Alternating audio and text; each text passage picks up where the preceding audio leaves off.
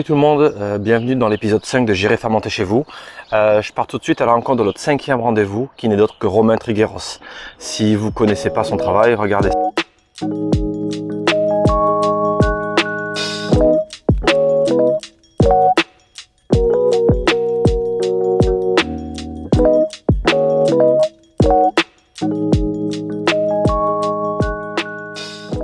Donc je vous préviens tout de suite, cet épisode va être un petit peu long. En fait, on sait pas faire. Quand on parle de parcours de gens pleins de talent, ça prend du temps. Donc Romain, c'est un peu un geek de la boulangerie. Je pense qu'il voit dans la boulange comme Néo dans la Matrice. Il nous partage ses passions, la microbiologie dans le monde du pain, le levain forcément. Et puis il nous parle d'un parcours d'un enfant de 5 ans dans la Drôme qui rêvait d'être boulanger à maintenant de la boulange au Japon, du levain au pôle Nord et les ambassadeurs du pain. Romain, présente-toi en quelques mots. Moi, c'est Romain Trigueros, je suis boulanger originaire de la Drôme, Vermont-et-Ilmar. Je vais être boulanger depuis mes 5 ans, donc ça m'a jamais lâché. Depuis mes 5 ans, j'ai voulu être boulanger. Donc j'ai commencé par une formation traditionnelle en CFA, CAP, BP, mention complémentaire, BM. J'ai été chez un patron également traditionnel. Je suis pas parti dans des grandes boulangeries, dans des grandes écoles. Je suis vraiment dans la réalité du terrain, chez des artisans, des vrais artisans. Ensuite, aujourd'hui, je m'expatrie pas mal. Je suis pas mal à l'étranger. Donc là, en ce moment, au moment où je parle en Norvège. Tu partages beaucoup sur les réseaux sociaux. D'où te vient ce besoin de partager tes connaissances? Ça part d'une frustration.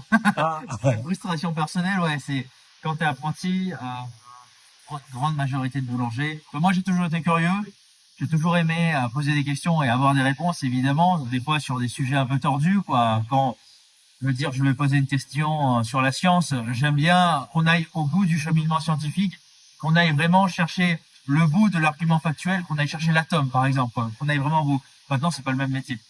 Dès lors que je vais poser une question sur les protéines du blé, par exemple, du gluten, je vais poser une simple boulangerie poserait une question de gluten. Moi, j'ai besoin de comprendre. Donc, il faut que j'aille au-delà du gluten, qu'on aille sur les ponts de sulfure, par exemple, et au-delà de l'atome de soufre.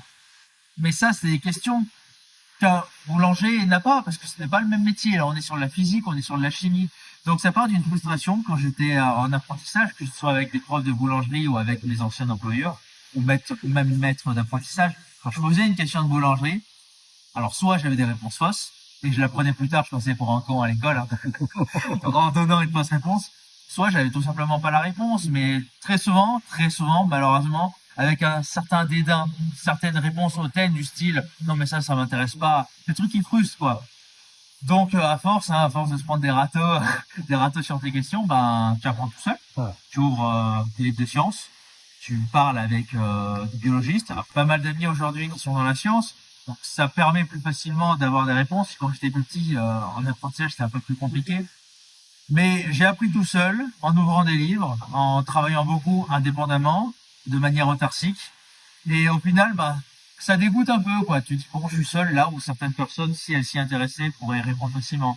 Donc aujourd'hui, pourquoi est-ce que j'enseigne facilement ou je réponds à quasiment tout le monde quand on me pose des questions? Tout simplement parce que ne pas avoir une réponse à une question que tu as posée, et pire encore quand on te répond de manière hautaine, je comprends ce que ça fait, donc si ça peut aider, je le fais, quoi. Les ambassadeurs du pain. Une consécration en termes de transmission. Peux-tu nous expliquer qui ils sont? Une association qui est relativement récente à l'échelle du monde. Elle a été fondée il y a 10-15 ans par 10 meilleurs et France qui se sont associés. Donc l'intérêt principal des ambassadeurs, c'est la qualité du bon pain, remettre au centre de la table le pain, parce qu'aujourd'hui on en mange de moins en moins, mais il faut aussi savoir quel genre de pain est-ce que l'on va manger. Donc des pains qui sont qualitatifs, qui sont bons, avec des vraies fermentations et qui sont nutritionnellement très intéressants. Alors concrètement, ce que les ambassadeurs vont faire pour promouvoir cela, déjà c'est la transmission et le partage. Il y a énormément de connaissances technologiques que les ambassadeurs ont apportées et qui transmettent, parce qu'aujourd'hui la transmission n'est pas toujours facile. Donc le travail des ambassadeurs va vraiment se faire sur la transmission, sur le partage. On va écrire des livres. Les ambassadeurs ont une gamme de livres que l'on peut facilement retrouver sur Internet ou se procurer. assez variés. Donc, il y a Respectus Panis, il y a des livres sur la brioche ou même sur les pains au levain. Les ambassadeurs vont aussi faire un mondial du pain, donc qui est l'équivalent d'une coupe du monde, qui est, pour moi, je trouve objectivement le plus haut niveau de championnat de boulangerie, donc qui représente quand même des dizaines d'équipes internationales qui se passent à Nantes tous les 2 ans. Donc, vraiment le niveau exceptionnel. Et pour ça, vraiment, les ambassadeurs, objectivement, non pas parce que je le suis depuis pas longtemps d'ailleurs, mais il y a vraiment une admiration et une reconnaissance envers eux pour le travail qu'ils font, qui est vraiment un travail de démarche de qualité et de promotion du métier, mais la bonne partie du métier et surtout de transmission. Après, la méthode des ambassadeurs, elle se définit quand même rapidement par déjà la qualité vertueuse des méthodes de panification. L'idée, en fait, des ambassadeurs du pain, par leur marque, Respectus Panis, qui est la marque de référence des ambassadeurs du pain, c'est de remettre au goût du jour la panification, donc la fabrication de pain, avec les méthodes de l'époque, mais avec la connaissance scientifique d'aujourd'hui. Par exemple, on va panifier un pain qui ne sera pas pétri, on va se limiter à un simple mélange, contrairement où aujourd'hui on va pétrir jusqu'à blanchir la pâte, et on ne mettra quasiment pas ou pas de levure, et on se limitera à une cuillère à café de levain. L'idée derrière ça, au lieu, comme aujourd'hui, de balancer 5 grammes de levure au kilo, 10 grammes, 20 grammes pour certains, l'idée c'est de vraiment agir sur les ferments naturels de la farine. Donc il faut pour ça des farines qualitatives, des farines pures, qui ne sont pas coupées à l'ester mono et diacétyltartrique ou à l'acide ascorbique. Vraiment utiliser des farines qui sont pures, sans agents qui vont venir perturber, et favoriser les ferments naturels, les enzymes et la flore microbienne, bactérienne et levurienne de la farine,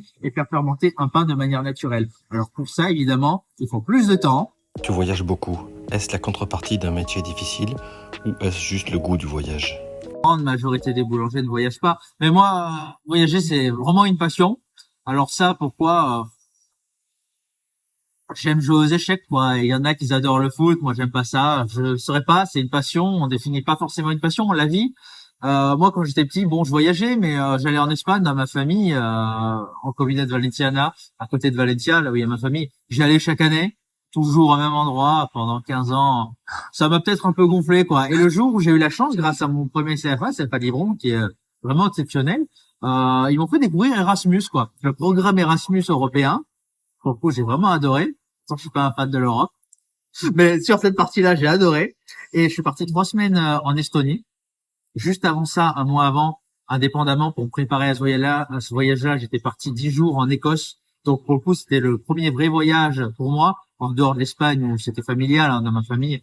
L'Écosse, 10 jours, hein, exceptionnel. Vraiment, l'Écosse encore aujourd'hui, c'est plus tard par la suite, je suis parti 1 an travailler. Ça m'a vraiment ouvert du coup au voyage. Ce que j'ai vraiment le plus apprécié, c'est la richesse du métier, la richesse de la boulangerie, qui n'a rien à voir quand on commence à s'expatrier en dehors de la France. La boulangerie prend un tournant qui n'a rien à voir avec ce qu'on connaît. Après, il y a aussi la richesse et la diversité culturelle. L'Écosse, j'ai vraiment adoré, quoi. L'Estonie, du coup, ce programme Erasmus, qui on peut dire que ça a changé ma vie, hein, honnêtement. Et ça, bah, du coup, ces 2 voyages-là, ces 2 premiers voyages-là, ça a vraiment transformé ma vie. Pour le coup, je peux le dire. Parce qu'aujourd'hui, là, ça fait 2 ans que je suis en Norvège. Je suis allé à Svalbard. Je suis allé au Japon. Je suis allé en Thaïlande. Je suis parti me former en Italie. Enfin, j'ai beaucoup voyagé, énormément voyagé. Et ça, c'est vraiment grâce, on peut dire, au CFA de Livron et au programme Erasmus. La Norvège, un sacré challenge pour la langue, mais aussi pour le levain. Les méthodes de travail sont-elles universelles ou as-tu appris des choses là-bas? On va pas parler d'apprendre des nouvelles méthodes parce que ça reste quand même de la boulangerie. Ce n'est pas péjoratif, mais simplifié. Et j'ai envie de dire même dans le monde de la boulangerie, hormis chez les Asiatiques, qui sont extrêmement forts en boulangerie, la boulangerie reste quand même simple. En France, on est très riche de méthodes de fermentation, on est très riche de matériel, de diversité de fabrication et surtout de produits. Les produits régionaux, on n'en manque pas. Ce qui n'est pas forcément le cas à l'étranger, c'est plus illimité. Donc, apprendre des nouvelles choses, non. Apprendre dans le sens technique, hein, dans le terme technique. Maintenant, apprendre, connaître, du moins des nouveaux produits, ouais, c'est exceptionnel. Hein. Je prends le Rugbrød norvégien, là, actuellement, c'est un pain, vraiment, je suis fan. Alors, c'est pas mon pain préféré, mais la méthode en elle-même de fabrication, j'ai rien appris là-dessus. Mais la méthode qui est très différente de notre culture, je la trouve d'une richesse incroyable, parce qu'après tout, c'est la différence qui forme la richesse. Et ce Rugbrød, là, par exemple, qui définit pour moi cette richesse de connaissances, c'est un pain de seigle extrêmement riche en graines, en céréales. Par exemple, pour 12 kilos de farine, nous, dans notre pain, pour 12 kilos de farine, on met 12 kilos de graines, quoi. C'est colossal. Même les poules, elles en mangent pas autant des graines. Mais c'est exceptionnel et c'est très bon. C'est riche en seigle. Il y a du malt. Il y a des longues fermentations. Non, voilà. Vraiment, c'est super top. Donc, est-ce que j'ai appris? Non. Est-ce que je découvre? Énormément. Et ça, là, je parle de l'Écosse, je parle de la Norvège, mais en Écosse, en Estonie ou même ailleurs, ils ont tous un panel de diversité totalement différent, qui sont vraiment exceptionnels. Tu as rencontré des conditions de travail plus ou moins difficiles. Je pense notamment à ta dernière expérience au pôle Nord. Aurais-tu une anecdote à nous raconter? Ouais, peut-être une. Alors, l'Estonie, ça a été vraiment plein de challenges, hein, parce que aussi ça, on se rend pas compte quand on est boulanger ou même de travailler en cuisine. La chance qu'on a d'être en France, on est quand même bien loti niveau équipement, niveau formation, ce qui n'est pas forcément le cas à l'étranger. Il n'y a pas des CFA, des centres de formation, qui ne sont pas aussi développés pour les pays qui en ont qu'en France. Maintenant, en Estonie, c'était quand même du vieux matériel. Les locaux étaient très vieux. Là où j'étais, pour le coup, c'était des bâtiments qui dataient de l'URSS. Hein. On va se demander s'il n'y avait pas de l'amiante, mais probablement de l'amiante également, pour dire des très vieux bâtiments délabrés. Et on essayait de se démerder comme on pouvait à faire des produits là-dedans, quoi. Pour le pôle Nord, ça a été pour moi une des expériences les plus riches, quoi, incroyables. C'était vraiment, donc là, pour le coup, c'était le village le plus au nord du monde, donc totalement isolé. Et c'était plutôt pas mal. L'anecdote qui m'aura plus marqué, c'était déjà les températures. C'est en relation avec les températures à l'extérieur, en hiver, pôle Nord, il fait du moins 30 degrés, hein, là où j'étais à Svalbard. Donc, dans le labo, là aussi, c'était des vieux bâtiments, évidemment. Dans le laboratoire, où il n'y avait que du pain au levain, pas de levure. Donc, il faut quand même un minimum de température chaude pour justement faire réagir les ferments lactiques du pain. Eh bien, le labo, il pouvait chuter à 5 degrés, à 1 degré. Alors, va faire du pain au levain, pur levain pour les amateurs de levain, hein, dans un labo aussi froid, quoi. C'est quand même très compliqué. Donc, l'anecdote, c'est que justement, ils ont construit une chambre de fermentation de fortune, parce que c'est très difficile de faire venir du matériel au pôle Nord dans un endroit aussi isolé. Donc, le matériel qu'il y avait, les pétrins, les mixeurs, c'était des très, très vieux pétrins, et j'en ai jamais vu d'aussi vieux. Donc, évidemment, faire venir une chambre de fermentation flambant neuve, comme on a ici en France, c'est niet, c'est pas possible. Donc ils ont isolé un coin de la boulangerie, ils ont bâché, ils ont mis des très grosses bâches, mais vraiment très épaisses, et ils ont mis un petit chauffage de maison, mais vraiment les petits discounts, hein, les petits chauffages de maison qui tournent à 25 degrés. Et ben franchement, ça a sorti un labo à 20 degrés, quoi. Alors c'est pas super chaud, mais c'est fantastique d'avoir eu l'idée de construire cette petite chambre de fermentation de fortune dans un labo où à la base il fait 5 degrés. Et donc c'était totalement possible de faire des produits de qualité.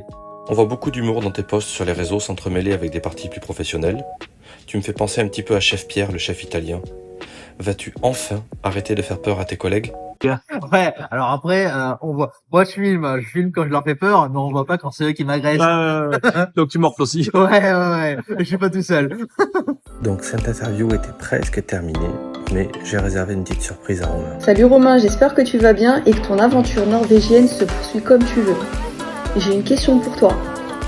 Qu'est-ce qui t'a le plus étonné à la bibliothèque du Levain? Tu sais, c'est l'endroit où on s'est connus. Vraiment énormément de choses à voir, c'était super enrichissant. Et plus quand tu fais de la biologie ou que tu es intéressé par la science, là c'est vraiment exceptionnel.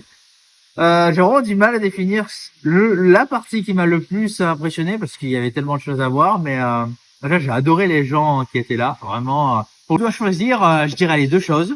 C'est le moment où Karl du coup qui est le directeur de l'institut de la banque à Levain. C'est le moment où il appuie sur le bouton et en fait les vitres persistent et laissent apparaître vraiment la banque à levain, tous les frigos alignés avec tous les levains en pot rangés au cordon, quoi. Ce moment-là où il appuie sur la vitre sans teint, c'est comme ça qu'on dit. Vraiment ce moment-là était même pour tout le monde, c'est waouh. Le labo qu'ils ont, la petite banque, bibliothèque qu'ils ont aménagé, parce qu'on dit banque ou bibliothèque à levain, hein, qu'ils ont aménagé vraiment est magnifique. Donc ça. Après il y a aussi un levain qui m'a vraiment tapé dans l'œil. Qui fait triturer un peu le cerveau en matière de microbiologie. Ils ont des levains qui datent de plusieurs années, de plusieurs décennies pour certains, mais surtout qu'ils ont des provenances mondiales, du monde entier. Karl, son boulot, c'est parcourir le monde, partir au fin fond de l'Himalaya ou du Pérou, aller dans la plus vieille des baraques et qui fait du levain, récupérer une souche de levain, la ramener à la banque à levain, un petit peu voir ce qui se passe dedans, quelles bactéries est-ce qu'on y retrouve, et ensuite de continuer à cultiver cette souche-là à la banque à levain en Belgique. Ça, c'est son taf. Et donc, on retrouve des levains qui sont faits de manière endogène ou exogène, vraiment avec des caractéristiques vraiment très différentes. Mais il y en a surtout un qui était fait avec de la bouse de vache, quoi. Horrible. Démarré, alors évidemment, il n'est pas rafraîchi avec de la bouse de vache, mais il a été fermenté, il a été démarré de manière exogène, ensemencé avec une bouse de vache. Alors là, on pourrait se dire, oui, mais c'est super dangereux. C'est la question de se poser, quoi. Est-ce qu'il n'y a pas un risque au niveau sanitaire? Dans une bouse de vache, il y a évidemment des microbiotes pathogènes qui pourraient éventuellement te rendre malade. Personne ne viendrait à en manger comme ça tel quel. Alors, la cultiver dans un levain, on peut se dire, putain, c'est chaud, quoi. Mais non. Les bactéries pathogènes, arrivées à un certain pH, sont inhibées naturellement par l'acidité que génère elle-même le levain. Donc sur ça, il n'y a pas de souci microbiologique, sinon il continuerait pas de cultiver un levain à la bouse de vache.